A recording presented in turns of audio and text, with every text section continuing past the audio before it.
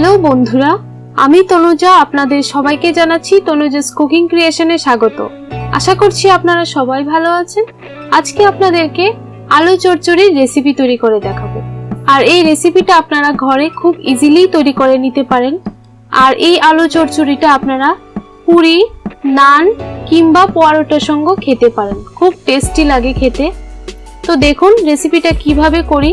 আর পুরো ভিডিওটা দেখবার আগে অবশ্যই নিচে দেওয়া সাবস্ক্রাইব লাল বাটনটিতে ক্লিক করে দিন আর পাশে থাকা বেল আইকনটিকে প্রেস করে দিন, তাহলে আমার নিত্য নতুন রেসিপির আপডেট আপনাদের মোবাইলে চলে আসবে। তো দেখুন আমি এখানে একটা কড়াই বসিয়ে দিয়েছি। এবার 2 টিস্পুন দিয়ে দিলাম রিফাইন্ড অয়েল। আমি রিফাইন্ড অয়েলই রান্নাটা করব, আপনারা চাইলে সরিষার তেলেও রান্নাটা করে নিতে পারেন। এবার একটা শুকনো লঙ্কা দিয়ে দিলাম আর 1/2 টিস্পুন দিয়ে দিলাম কালো জিরে। তো দেখুন আমি এখানে 500 গ্রাম আলু ভালোভাবে কেটে ধুয়ে নিয়েছি। আলুগুলিকে কিউব কিউব সাইজ করে কেটে নিতে হবে। তো সবগুলি আমি আলু দিয়ে দিলাম। আর কালো জিরে দিয়ে এই রান্নাটা করলে খেতে খুব টেস্ট লাগে। আমি এখানে পেঁয়াজ রসুন কোনো কিছুই ব্যবহার করব না, অল্প তেল এবং মশলায় রান্নাটা করব। সবগুলি আলু আমি ধুয়ে দিয়ে দিলাম। এবার ভালোভাবে কালো জিরা এবং তেলের সঙ্গে মিশিয়ে নিচ্ছি।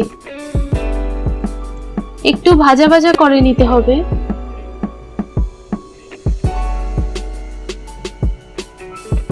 এবার 1/2 টিস্পুন দিয়ে দিলাম হলুদ গুঁড়ো।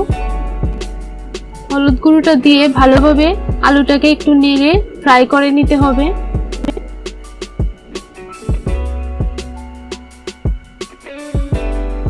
তো ভালোভাবে নেড়ে নিয়েছি। এবার আমি 1/2 টিস্পুন আদা বাটা দিয়ে দিলাম। 4টা কাঁচা লঙ্কা আমি মাঝখান থেকে ভেঙে দিয়ে দিলাম। আপনারা চাইলে একটু পেস্ট করে নিতে পারেন, আমি এখানে ভেঙে দিয়ে দিলাম। কাঁচা লঙ্কাটা ভেঙে দিলে খেতে খুব টেস্ট লাগে, স্মেলও ভালো আসে। তো দেখুন কাঁচা লঙ্কা এবং আদা দিয়ে ভালোভাবে আলুর সঙ্গে মিশিয়ে নিচ্ছি। আর আলুটা আমার 70% সেদ্ধ হয়ে গেছে ভাজার মধ্যেই। এবার আমি অল্প একটু জল দিয়ে দিচ্ছি। এখানে আমি 1/2 কাপের মতো জল দিয়ে দিলাম। জলের পরিমাণটা আপনারা বুঝে দিয়ে দেবেন, যেন আলুটা ভালোভাবে সেদ্ধ হয়ে ঝোলটা পরিমাণ মতো থেকে যায়। তো দেখুন ভালোভাবে নেড়ে নিয়েছি। এবার আমি 1/2 টিস্পুন নুন দিয়ে দিলাম। নুনটা আপনাদের টেস্ট অনুযায়ী বুঝে দেবেন। তো জলের মধ্যে বলক চলে এসেছে। এবার আমি 5 থেকে 6 মিনিটের জন্য ঢাকা দিয়ে দিলাম।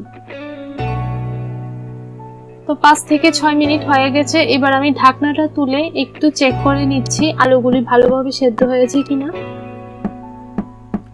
এইভাবে একবার রান্না করে খেয়ে দেখবেন, খুব টেস্ট লাগে।